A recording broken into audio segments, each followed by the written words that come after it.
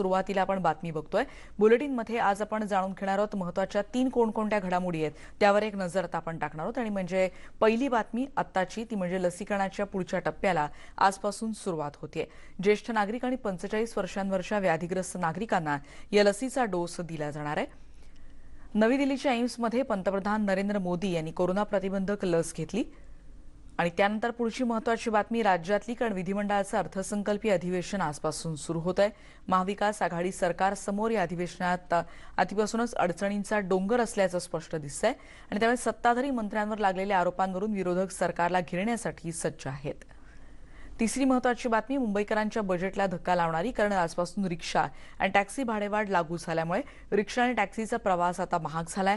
रिक्षासाठी किमान भाडे 21 रुपये तर टॅक्सीसाठी 25 रुपये मोजावे लागतील. आणि याच मधली आता बातमी सविस्तर आपण बघणार आहोत. पंतप्रधान नरेंद्र मोदी यांनी कोरोना लसीचा पहिला डोस काही वेळापूर्वी घेतला. नवी दिल्लीच्या एम्स रुग्णालयात त्यासाठी ते दाखल झाले होते. यावेळी पंतप्रधान मोदींनी देशातील सर्व पात्र लाभार्थ्यांना कोरोना लस घेण्याचं आवाहन केलंय. त्याचबरोबर डॉक्टर आणि शास्त्रज्ञांनी केलेल्या कामगिरीचं पंतप्रधानांनी यावेळी कौतुक केलं. सगळ्यांनी मिळून भारत कोरोनामुक्त करण्याचं आवाहन देखील यावेळी पंतप्रधानांनी केलंय. बघूयात मोदींनी आपल्या ट्विटमध्ये नेमकं काय म्हटलंय. त्यांनी म्हटलं, एम्स रुग्णालयात मी कोविड-19 लसीचा पहिला डोस घेतला. आपले डॉक्टर आणि शास्त्रज्ञांनी इतक्या कमी वेळात कोरोना विरोधातली लढाई बळकट केली याचं मला खूप कौतुक वाटतं. पात्र असलेल्या सर्वांनी लस घ्यावी असं आवाहन मी करतो. चला सर्वांनी मिळून भारताला कोरोनामुक्त करूयात असं आवाहन त्यांनी ट्विटद्वारे केलंय. अधिक माहिती घेणार आहोत. प्रशांत लीला रामदास आमचे प्रतिनिधी आता आपल्या सोबत आहेत. Prashant, very good morning. आणि आजचा दिवस अशासाठी महत्त्वाचा की देशाचं प्रतिनिधित्व करणाऱ्या महत्त्वाच्या लोकप्रतिनिधींना आज लस घेतलेली आहे आणि नागरिकांना आवाहनही. बरोबर, ज्या पद्धतीने बघितलं आपण तर पंतप्रधान नरेंद्र मोदी यांनी सकाळी 6:25 एम्स रुग्णालयात जाऊन त्यांनी ही लस घेतलेली आहे. कोवॅक्सिन जी भारत बायोटेकनी लस तयार केलेली आहे ती लस घेतली आहे. महत्व असं म्हणजे जर बघितलं या सगळ्या पार्श्वभूमीवरती ज्यावेळेस पंतप्रधान नरेंद्र मोदी हे एम्स रुग्णालयात पोहोचले त्यावेळी त्यांनी कुठल्याही प्रकारचा कॉन्वॉय देखील घेतला नव्हता. सर्वसामान्य नागरिकांना कुठलाही त्रास होऊ नये यासाठी त्यांनी कॉन्वॉय घेतला नाही आणि सोबतच अतिरिक्त सुरक्षा बल न घेता ते पोहोचले. आणि सोबतच जर बघितलं त्यांनी ज्यावेळेस ते एम्स रुग्णालयात पोहोचले तर आसामचा गमछा ते घालून पोहोचले होते. आणि सोबतच जर बघितलं त्यांनी पुदुचेरीच्या ज्या नर्स आहे त्यांच्याद्वारे ही लस घेतलेली आहे. आणि त्यांनी सोबत आवाहन देखील केलं देशभरातील सर्व ज्येष्ठ नागरिक आणि 45 वर्षापेक्षा जास्त व्याधीग्रस्त जे नागरिक आहेत त्यांनी रुग्णालयात जाऊन लस घ्यावी. आणि महत्वाचं म्हणजे जर बघितलं तर सर्व सरकारी रुग्णालयामध्ये ही लस मोफत मिळणार आहे तर खासगी रुग्णालयामध्ये 250 रुपये शुल्क आकारून ही लस मिळणार आहे. यासोबतच जर बघितलं आपण पंतप्रधानांनी त्यावेळेस उपस्थित असलेल्या सगळ्या डॉक्टरांचं आणि देशभरातील डॉक्टरांचं अभिनंदन केलं की त्यांच्या सहभागामुळे आणि त्यांच्या कौतुकामुळे त्यांच्या कामामुळे देश हा कोरोनामुक्तच्या दिशेने प्रवास करतोय. आणि जर संपूर्ण देशाला कोरोनामुक्त करायचं असेल तर प्रत्येक लाभार्थी जो व्यक्ती आहे त्यांनी लस लावून घेण्याची गरज आहे. आणि महत्वाचं म्हणजे जर बघितलं पंतप्रधान नरेंद्र मोदी यांनी यापूर्वी देखील आवाहन केलं होतं की जे सर्व खासगी रुग्णालयामधून जास्तीत जास्त लोकांनी लस लावून घ्यावी आणि त्यासाठी लोकप्रतिनिधींनी शुल्क जे आहे त्याला जे भरून लस आकारून घ्यावी. सर्व सरकारी रुग्णालयात जर लस मोफत मिळत असेल तर बहुतांश प्रतिनिधी जे आहे लोकप्रतिनिधी आहे त्यांनी ही लस शुल्क भरून घ्यावी असं देखील त्यांनी आवाहन केलंय. त्यामुळे आजच्या या आव्हानाला सुरुवात झालेली आहे. आजपासून दुसरा टप्पा सुरू झालेला आहे. या दुसऱ्या टप्प्यामध्ये देशभरातील जवळपास 20,000पेक्षा जास्त सरकारी रुग्णालयामध्ये ही लस मोफत मिळत आहे. तर जवळपास 50,000पेक्षा जास्त जी खासगी रुग्णालय आहे त्या खासगी रुग्णालयामध्ये ही लस जी आहे सशुल्क मिळत आहे. यासाठी यादी देखील प्रसिद्ध करण्यात आलेली आहे. महत्वाचं म्हणजे आता लोकांनी याचा लाभ घ्यावा असं देखील पंतप्रधान नरेंद्र मोदी यांनी आवाहन केलेलं आहे. निश्चितच प्रशांत, आणि जेव्हा देशाचा प्रतिनिधी म्हणजे देशाचं लोकप्रतिनिधी नेतृत्व करणारी व्यक्ती जेव्हा म्हणते की मी लस घेतली आहे तेव्हा तुम्ही देखील घ्या, पण अपेक्षा करूयात की आता इतर नागरिकही आता त्यांचं उदाहरण समोर ठेवून या लसीकरणाच्या त्यांच्या आवाहनाला प्रतिसाद देतील. आणि पंतप्रधानांनी काही वेळापूर्वीच कोरोना प्रतिबंधक लस घेतलेली आहे आणि या संदर्भातली माहिती आपल्याला देत होते प्रशांत लीला रामदास. यानंतर पुढची बातमी आपण बघणार आहोत याच संदर्भातली, कारण दीर्घ प्रतीक्षेनंतर लसीकरणाच्या दुसऱ्या टप्प्याला अखेर आज सुरुवात होतीये आणि यामध्ये कोणाचा समावेश आहे तर 60 वर्षांच्या वरचे सर्व नागरिक आणि 45 वर्षांवरचे व्याधिग्रस्त नागरिक यांचा या दुसऱ्या टप्प्यात समावेश असेल. देशातील अशा एकूण लाभार्थींची संख्या 27 कोटी इतकी आहे. सरकारी रुग्णालयात लस मोफत असेल तर खासगी रुग्णालयांमध्ये 250 रुपयांची मर्यादा यासाठी असेल. यासाठी कोविन ॲप आणि आरोग्य सेतू ॲपवर लसीकरणाची वेळ घेता येणार आहे. तुमच्याकडे स्मार्टफोन नसेल तर रुग्णालयात जाऊनही तुम्हाला नाव नोंदवता येऊ शकेल. पहिल्या डोस नंतर दुसऱ्या डोसची वेळ ही 29 दिवसांनंतरची असेल.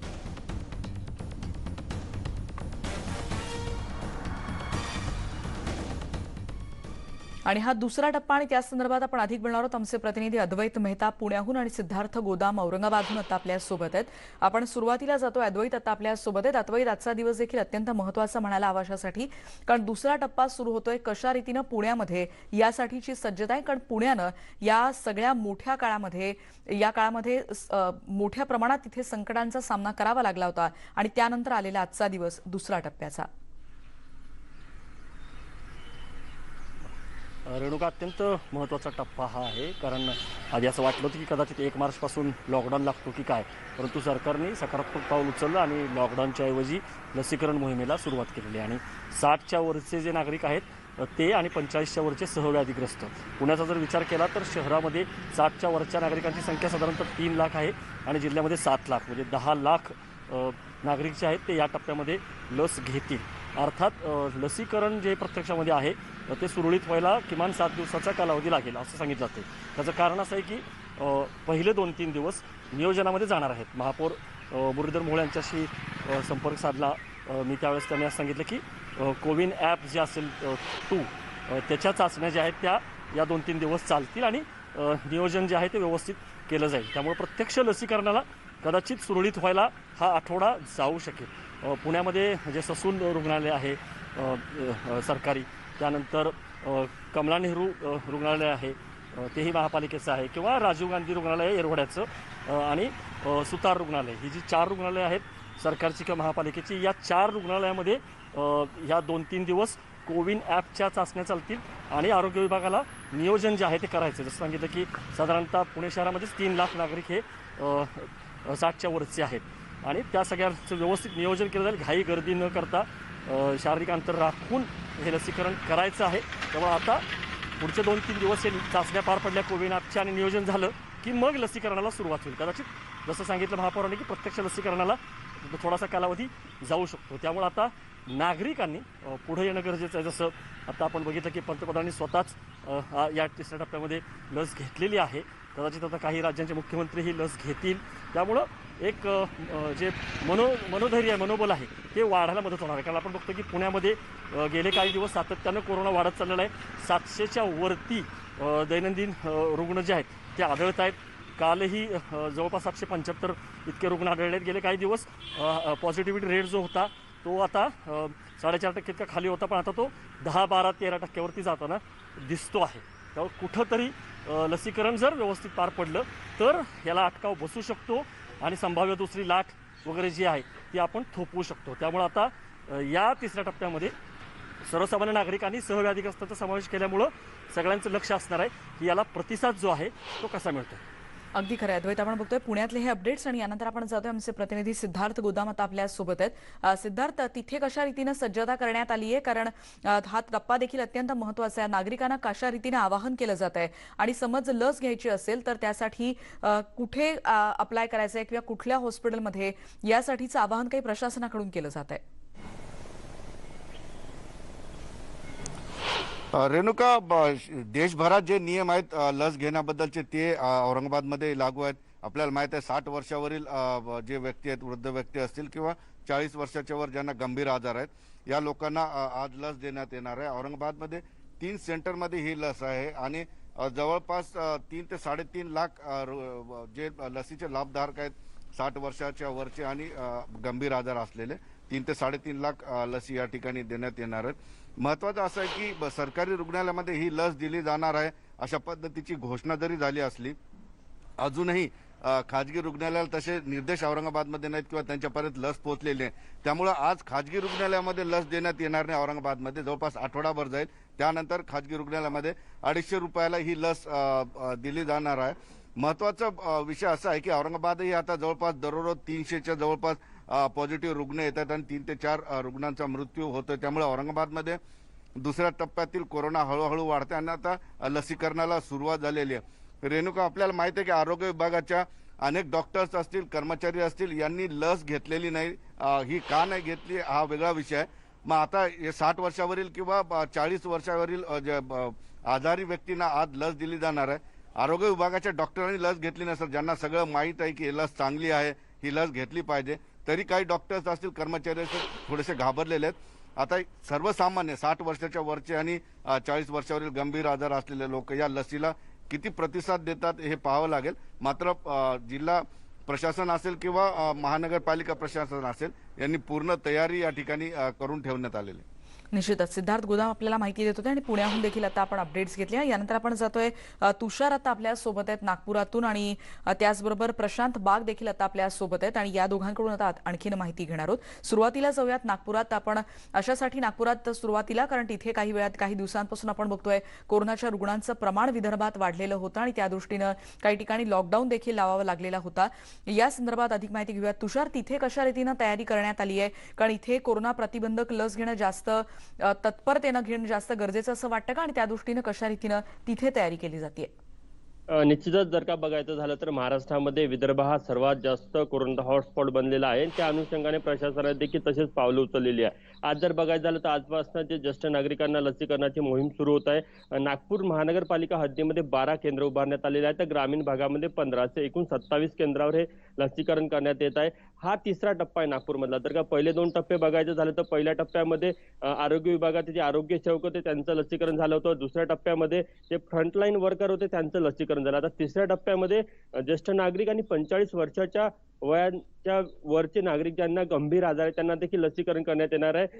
ह्या संपूर्ण संदर्भात जी सरकारची ॲप आहे त्यावर सगळ्यांना नोंदणी करायची आहे आणि त्या नोंदणीनुसार प्रत्येकाने वेळ दिली जाते. त्या वेळेवर तिथे उपस्थित राहायचं आहे आणि त्यानंतर त्यांची आजपासून सुरुवात होत आहे. साधारण सकाळला 9 वाजतापासून नागपूर शहरामध्ये 12 केंद्रावर या मोहिमेला सुरुवात होत आहे. महत्वाचा विषय आहे की जर का आपण बघितलं पहिल्या 2 टप्प्यामध्ये आरोग्य सेवक असो किंवा फ्रंटलाईन वर्कर असो साधारण 55% लोकांनी फक्त लसीकरण केलेलं होतं आणि 45% त्याकडे पाठ फिरवली होती. त्यामुळे आता ज्येष्ठ नागरिक किती प्रतिसाद देतात हे बघणं देखील तितकंच महत्वाचं ठरणार आहे.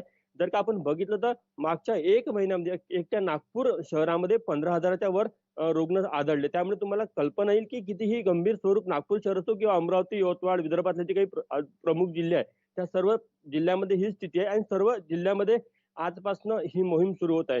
आता यामध्ये आणखी एक विषय आहे की राज्याच्या इतर जिल्ह्याच्या तुलनेने नागपूर आणि विदर्भातील संक्रमण दर हा अधिक आहे. म्हणजे अमरावतीचा संक्रमण दर हा 25%च्या घरामध्ये आहे. नागपूरचा संक्रमण दर हा साधारण 12%च्या घरामध्ये आहे. त्यामुळे संक्रमण दर असल्यामुळे नागरिकांमध्ये देखील भीतीचं वातावरण आहे. त्यामुळे कुठेतरी नागरिकांकडून चांगला प्रतिसाद मिळेल अशी अपेक्षा प्रशासनाने व्यक्त केलेली आहे. त्याच अनुषंगाने पूर्ण खबरदारी घेतली जात आहे.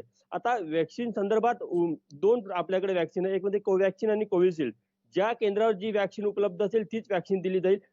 ज्यांना लसीकरण करायचं त्यांच्यासाठी असा काही पर्याय निवडण्यात आलेला नाही आणि सध्या तरी नागपूरच्या खाजगी रुग्णालयामध्ये वॅक्सिन उपलब्ध नाही. त्यामुळे सरकारी जे केंद्र आहे म्हणजे नागपूर शहरातले 12 आणि ग्रामीण भागातले 15 असे 27 केंद्रावर हे वॅक्सिनेशन सुरू होणार आहे आणि यासाठी नागपूर महानगरपालिका असो किंवा जिल्हा प्रशासन असो यांनी कंबर कसलेली आहे आणि या सर्व प्रक्रियेमध्ये महत्वाचं राहणार आहे की एकूण किती टक्के लोक म्हणजे ज्येष्ठ नागरिक असो किंवा जे ज्यांना गंभीर आजार आहे 45 वर्षाचे नागरिक ते देखील किती प्रतिसाद देतात हे बघणं अत्यंत महत्वाचं ठरणार आहे. संख्या किती असेल म्हणजे देशभरात या टप्प्यातले साधारण लाभार्थी आहेत 27 कोटी. आता तू ज्यांचं वर्णन करत होतास म्हणजे ज्या टप्प्याबद्दल तू आता अधिक माहिती देत होतास असे किती नागरिक असतील आणि ज्यांना अशा रीतीनं म्हणजे काही जणांना व्याधीग्रस्त असतात त्यांना काही वेळेला ॲपवर काही जणांना ते देखील जमत नाही किंवा प्रत्यक्ष पोषणं देखील शक्य नसतं. यासाठी कशा रीतीनं तिथे सुविधा करण्यात आल्यात? जर का बघितलं तर पहिल्या टप्प्यामध्ये 51,500 आणि दुसऱ्या टप्प्यामध्ये 52,000 अशा लसीकरणाचं वितरण करण्यात आलेलं होतं. या टप्प्यामध्ये ती संख्या वाढवण्यात आलेली आहे नागपूर शहरासाठी.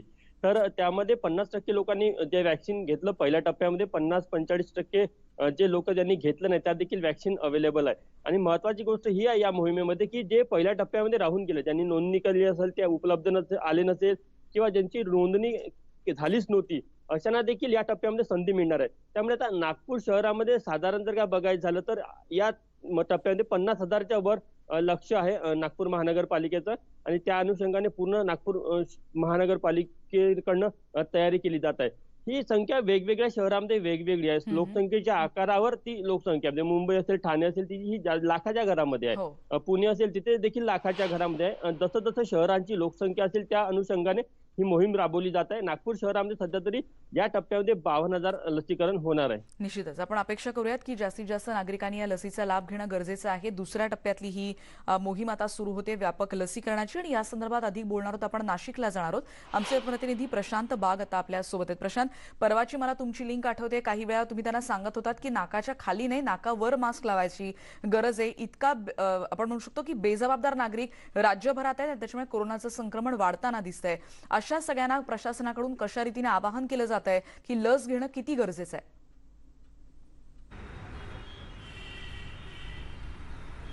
रेणुका, नक्कीच. खरं तर ज्यावेळेस आपण एकटे असतो त्यावेळेसची गोष्ट वेगळी, पण ज्यावेळेस आपण 4 लोकांबरोबर असतो त्यावेळेस मास्कचा वापर केलाच पाहिजे, सोशल डिस्टन्सिंगसुद्धा राखलंच पाहिजे. हे प्रशासनानं जे जबाबदारीचे निकष दिलेले आहेत त्याचं पालन होत नाही आहे. हेच नाशिकमध्ये गेल्या 10 ते 12 दिवसांपासून ज्या पद्धतीनं रुग्णांचा वाढता आलेख आहे त्यानुसार दिसून येत आहे. खरं तर जनजागरण आणि जनजागृती या 2 गोष्टी सगळ्यात महत्त्वाच्या आहेत. त्या नाशिकलाच नाही तर सगळ्याच ठिकाणी. आपण आता नाशिकच्या सिव्हिल हॉस्पिटलमध्ये आहोत, ज्या ठिकाणी ज्येष्ठ नागरिकांना लस देण्याचा टप्पा सुरू होतोय. नाशिक शहरामध्ये 5 ठिकाणी आणि जिल्ह्यातल्या अनेक खाजगी ठिकाणी सुद्धा आहे, पण प्रत्येक ठिकाणी लस अद्यापपर्यंत पोहोचली नाहीये. जवळपास 6 लाख ज्येष्ठ नागरिकांची यादी याकरता तयार करण्यात आलेली आहे आणि या 6 लाख ज्येष्ठ नागरिकांपर्यंत पोहोचलं जाणार आहे. पण आपण बघतोय की हे आहे लसीकरण कक्ष जिल्हा सामान्य रुग्णालयातलं, ज्या ठिकाणी आत्तासुद्धा कुलूप आहे. एकही कर्मचारी या ठिकाणी आलेला नाहीये. ही आहे इथली परिस्थिती आत्ता. जर का 10 वाजेपासून लसीकरण सुरू होणार आहे तर याच लसीकरणाच्या टप्प्याच्या वेळेस तयारी कशा प्रकारे असू शकते? जिल्हा सामान्य रुग्णालयाचं OPD जे आहे, बाह्य रुग्ण विभाग, मी माझा सहकारी रवीला विनंती करतो, रवी आपण दाखवूया. या ठिकाणी सुद्धा OPDला जी प्रचंड मोठी गर्दी असते, खरं तर या ठिकाणी असते. नोंदणीसाठी या ठिकाणी लोक येणं अपेक्षित होतं, पण कोणत्याही प्रकारची नोंदणीसाठी लोक नाही आहे. अजूनपर्यंत OPD उघडली सुद्धा नाही आहे. अजूनही लोखंडी दाराला कुलूप तसंच आहे. बाहेर कचऱ्याचा जो आहे तो सुद्धा खाली तसाच पडलाय. एक सुरक्षा रक्षक मात्र या ठिकाणी नावाला नक्कीच दिसून येतोय. म्हणजे हा उदासीनता आहे? ही उदासीनता प्रशासनाची आहे का ही उदासीनता लोकांची सुद्धा आहे की जे या लसीकरणाला उत्सुक दिसत नाहीये? खरं तर आपल्याला माहिती आहे की फ्रंटलाईन वर्कर असो किंवा आरोग्य कर्मचारी असो की या सगळ्यांना लसीकरणाच्या पहिल्या टप्प्यामध्ये या लस देण्यात आल्या होत्या. दुसऱ्या टप्प्यात सुद्धा त्यांची यादी तयार करण्यात आली होती, पण त्याकडे सुद्धा जवळपास 45% लोकांनी पाठ फिरवली होती. जनजागरण होणं आवश्यक आहे, जनजागृती होणं आवश्यक आहे. खरं तर सरकारी अधिकारी यांनी सुद्धा लसीकरण करून घेतलं. आणखी त्यांनी हे दाखवण्याचा प्रयत्न केला की याचा कोणता साईड इफेक्ट होत नाहीये आणि साईड इफेक्ट होत नाहीये हे सुद्धा स्पष्ट झालंय. त्यामुळे केंद्र सरकार, राज्य सरकार यांच्या आवाहन माध्यमातून केलं जात आहे सगळ्या स्तरांवरून आणि सगळ्याच प्रशासकीय पातळ्यांवरून की लसीकरण महत्वाचं आहे. आपण एकीकडे दृश्य बघतोय आणि ती म्हणजे काही वेळापूर्वी जेव्हा पंतप्रधान नरेंद्र मोदी यांचं जेव्हा लसीकरण करण्यात आलं आणि तेव्हाची ही दृश्य एम्स हॉस्पिटलमध्ये आज ते सकाळी गेले होते. आज लसीकरणाचा दुसरा टप्पा भारतात सुरू होतोय, ज्याच्यामध्ये 60 वर्षांवरच्या व्यक्ती, त्याचबरोबर 45 वर्षांच्या ज्या व्याधीग्रस्त व्यक्ती आहेत त्यांच्यासाठी हा दुसरा टप्पा आहे. याच्या आधी आपल्याला माहिती आहे की फ्रंटलाईन वर्कर्स म्हणजे कोरोनाच्या अत्यंत बिकट काळामध्ये ज्यांनी सेवा बजावली होती अशा फ्रंटलाईन वर्कर्सना ही लस देण्यात आलेली होती. आणि आता दुसरा टप्पा आजपासून सुरू होतोय. तुम्हाला जर या संधीची नोंदणी करायची असेल तर कोविन आणि आरोग्य सेतू ॲपवर याची नोंदणी तुम्ही करू शकता. पंतप्रधानांची जेव्हा लसीकरण झालं आज सकाळी तेव्हाची ही दृश्य सध्या आपण बघतोय. केरळ आणि पुदुचेरीच्या परिचारिका देखील यावेळी होत्या आणि आसामचा गमछा त्यांनी यावेळी परिधान केला होता. प्रशांत लीला रामदास आमचे प्रतिनिधी आता आपल्या सोबत आहेत. प्रशांत, आपण काही वेळापूर्वी ज्या म्हणत होतो, जेव्हा तुम्ही उल्लेख केला होता या 2 परिचारिकांचा आणि वेशभूषेचा देखील, पंतप्रधानांच्या आसामचा गमछा असेल, त्याचबरोबर या दोन्ही परिचारिका ज्यांनी देखील 2 वेगळ्या राज्यांचं प्रतिनिधित्व केलं होतं, एक वेगळा संदेश देण्याचा देखील प्रयत्न, आणि त्याचबरोबर शास्त्रज्ञ असतील किंवा सगळ्याच आरोग्य कर्मचाऱ्यांची प्रशंसाच त्यातून दिसते. बरोबर. पंतप्रधान नरेंद्र मोदी आज जेव्हा सकाळी 6:25 एम्स रुग्णालयात पोहोचले त्यावेळेस त्यांना लस देण्याकरता जर बघितलं आपण तर तिथे 2 नर्स उपस्थित होत्या.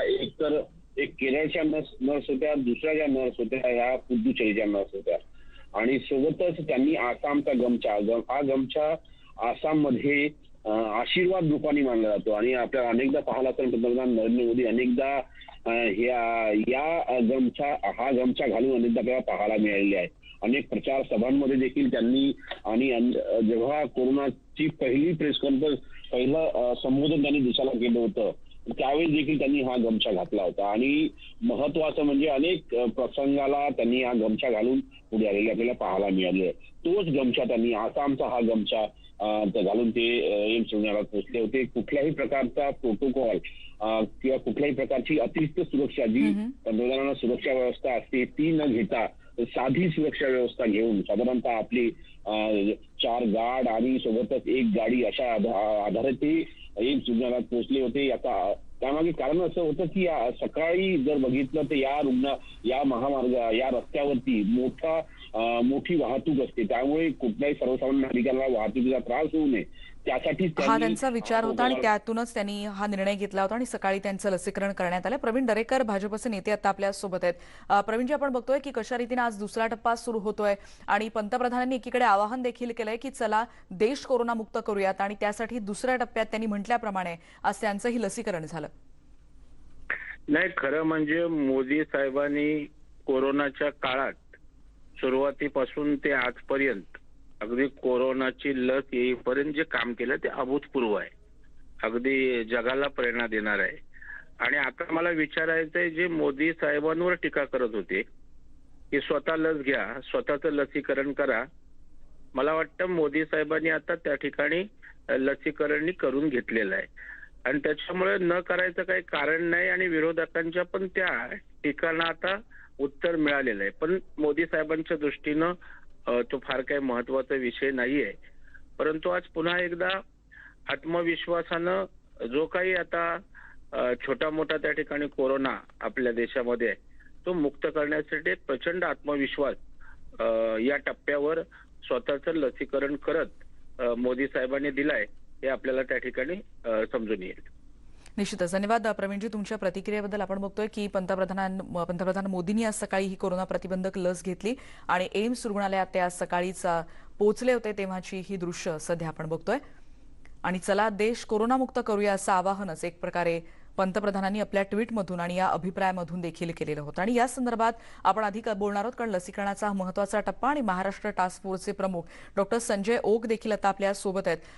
डॉक्टर, सुप्रभात. आणि आजचा दिवस महत्वाचा दुसरा टप्पा सुरू होतोय, कशा पद्धतीनं तुम्ही आवाहन कराल आणि त्याचबरोबर पंतप्रधान जे देशाचं नेतृत्व करतात त्यांनी लस घेतलीये त्यामुळे एक प्रकारचा वेगळा संदेश की मी लस घेतलीये आता तुम्ही देखील घ्या. सुप्रभात. आपण म्हणलात ते अतिशय सत्य आहे.